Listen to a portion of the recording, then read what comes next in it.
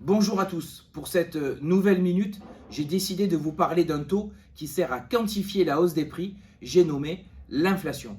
Elle a atteint 4,5% sur ces 12 derniers mois, c'est du jamais vu depuis près de 40 ans. Les économistes de tous bords, plutôt pessimistes d'ailleurs, nous prédisent que cette inflation sera sur du long terme. Moins d'argent à dépenser, des prix en hausse, si on ne fait rien, il y a un vrai risque de tuer la consommation et donc à terme de tuer la croissance. Pour sortir de cette impasse, les politiques sortent le chéquier, chèque électricité, chèque pour le plein d'essence, chèque inflation.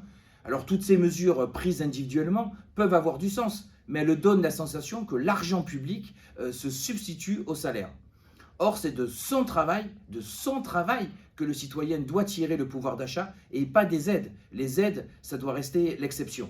L'État doit amorcer la dynamique salariale en augmentant tout d'abord le SMIC, puis il doit tout faire pour que les négociations se tiennent au niveau des branches et des entreprises.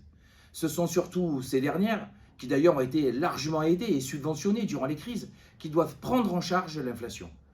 Et puis il appartient aux partenaires sociaux, à nous, par la négociation, de faire en sorte que l'évolution des salaires suive au plus près l'inflation.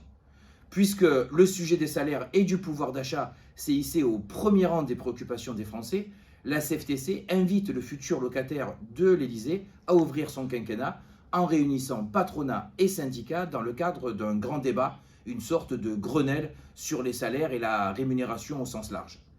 Vivre dignement de son travail, ça doit être plus qu'un simple slogan.